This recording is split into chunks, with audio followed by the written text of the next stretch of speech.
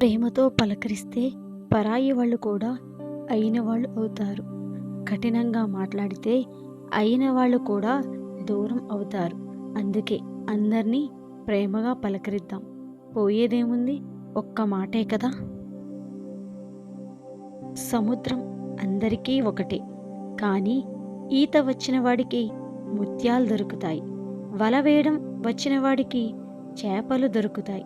నిలబడి చూసిన వాడికి కాళ్ళు మాత్రమే తడుస్తాయి. జీవితం కూడా అంతే. అందరికీ ఒకటే జీవితం. కాకపోతే మన ప్రయత్న బలం ఎంత ఉంటే అంతే లభిస్తుంది. ఎద్దు నిలకడ లేకపోతే పంటకు మాత్రమే నష్టం.